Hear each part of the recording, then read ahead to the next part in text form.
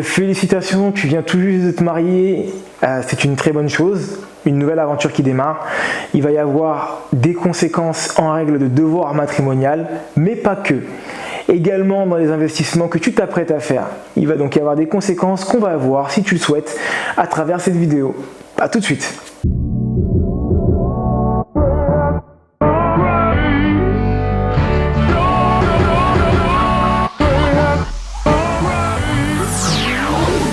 Salut à toi ambitieux, salut à toi ambitieuse, bienvenue sur ma chaîne YBA Courtage, ou plutôt devrais-je dire bienvenue sur ta chaîne.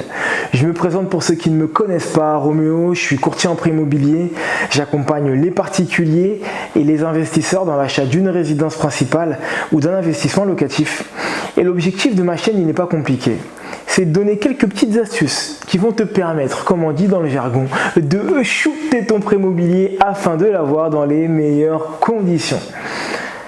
Bienvenue à toi si c'est la première fois que tu viens à ma rencontre. Écoute, félicitations, tu as déjà fait une très bonne étape. On va continuer sur cette lancée, sur cette bonne lancée, et je vais t'inviter à t'abonner. Donc, je vais te laisser quelques instants pour que tu puisses t'abonner. Et surtout, important de cocher la cloche de notification qui vont te permettre ou qui va te permettre de connaître toutes les dernières parutions qu'il y aura sur la chaîne. Je te laisse quelques secondes et ensuite on redémarre.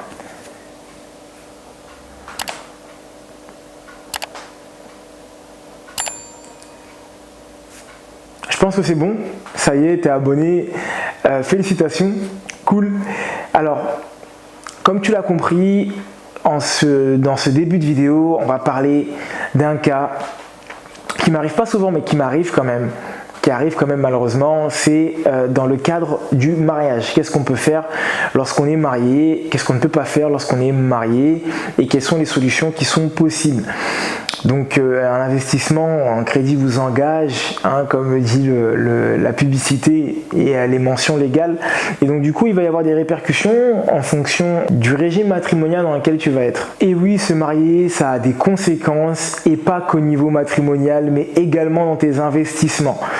Alors lorsque tu souhaites donc du coup te marier et ne former qu'un avec ta moitié, hein, c'est le côté Roméo qui parle, c'est pas le côté courtier, c'est le côté Roméo. Il va falloir que tu comprennes beaucoup de choses. La première, c'est que tu ne vas pas pouvoir continuer à investir de la même manière, dans les mêmes conditions. C'est-à-dire qu'il y a plusieurs formes de régime matrimonial. Il y a donc la communauté universelle ou la communauté légale, la communauté réduite aux acquets. Enfin bref, je t'en passe les dénominations. Mais pour faire simple, lorsque tu es marié, excuse-moi, sous le régime classique, le régime légal de la communauté des biens, tous les futurs achats que tu vas être amené à faire, tu vas devoir les faire à deux. Oui, même lorsqu'on parle d'un investissement locatif que tu comptes investir seul, c'est plus seul aux yeux du banquier, c'est à deux, parce que vous êtes ce qu'on appelle caution solidaire. Donc ça, c'est important à prendre en compte et à comprendre. J'ai malheureusement certains clients qui le comprennent après avoir signé un compromis et leur conjoint ou leur conjointe ne souhaite pas se positionner sur le projet. Il va donc falloir que tu te prépares, que tu la prépares, la personne, donc du coup psychologiquement, à cette idée d'investir, parce que maintenant vous allez investir à deux, d'accord? Tu vas également avoir une autre possibilité.